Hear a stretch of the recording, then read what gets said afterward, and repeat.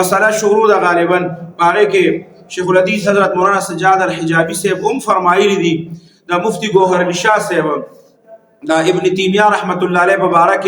مناظره شروع و په دې رابطه کې ډیره اوږده مناظره شوې ده غیر مقلدین سره او هغه چې دینو د هغه مبارک غیب خپل دلایل ورکوي وو مفتی گوهر علی شاه صاحب چې دینو دا خو صرف د خلکو ذهن دار چې دا بس یو عام پیر صاحب دی نو دا زموږ استاد محترم خبره کوله په دې نحوه کې کله یو مسله راشي مسله الکحل مسله چې کومه ده نو هغه کې مسله الکحل کې به راته فرمایل وې دا مسله د مولا جامی صاحب دا شر جامی چې لیکل دا وې د مولا جامی صاحب زوی په یو ځای کې سبق وې کافیه کې یا هدایت النحو کې چې کله د مسله الکحل راغله نو یو سبق چې استاد وې نو کله چې تکرار ټایم شنو د مولا جامی صاحب دا زوی په هغه پسې لاړو استاد پسې چې یاره استاد په دې سبق باندې زه پوه شوی نه یم نو هغه خو پیژنده چې دا د مولا جامی صاحب زوی دی نو هغه ورته وایي چې ګوره دا ګرانې مسلې د مسله الکحل ده او دا د پیرانو صاحبانو کار نه دی هغه خبره په زړه باندې واغشته چې دا خو زما پلار په زما پلار چونکې پیر دی مولا جامی صاحب د خپل وخت ډېر غټ الله والا انسان و چې دا خو زما پلار پسې خبره وکړه چې کله وایي چوټیانې شو کور ته لاړو نو خپل والد محترم ته وی مولا جامی صاحب دا چې ما ته ګوره خپل استاد دا خبره کړې په دې مسله کې چې دا د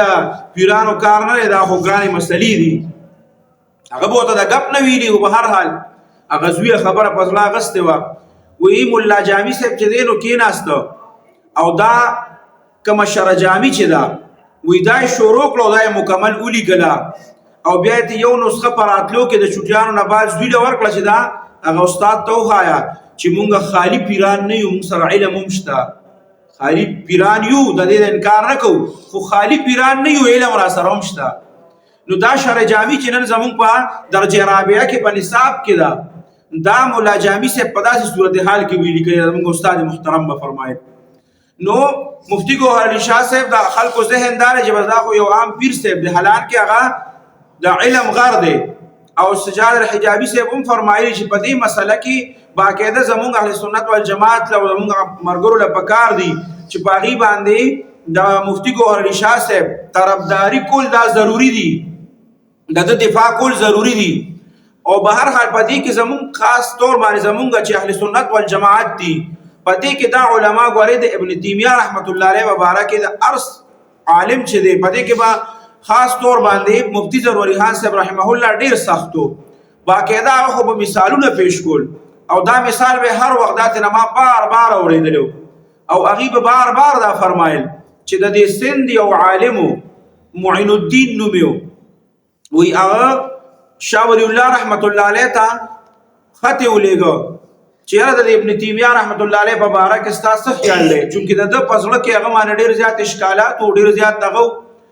نو وی د هغه په باره کې ورته خط ولېږه وی هلته نه ورته شاه ولی الله رحمت الله علیه واپسې کې خط راولېږه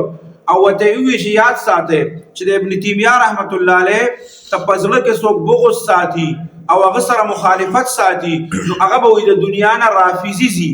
یعنې شیعه به ځي د دنیا نه او وی دکه چې کوم معین الدین سندي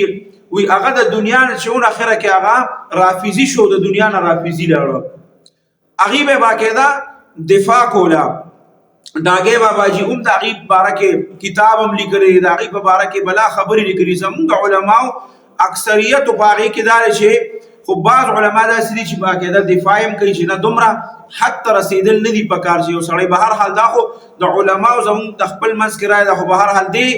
باره کې چې کوم دی نو هغه محقق العصر شیخ الحدیث حضرت مولانا سجاد الحجابي صاحب حفظه الله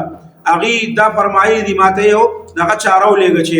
په دې کې زمونږ څومره علما دي دغه دي نو هغې کې پکار دا دي چې د مفتی گوهر علی شاه صاحب هغه طرفداري وکړي او هغه سره ودرېږي په دې مسله کې نور د علماو اکثریت علماو نه مونږ اورېدلي دي نو څوک د ابن تیمیه رحمت الله علیه طرفداري کوي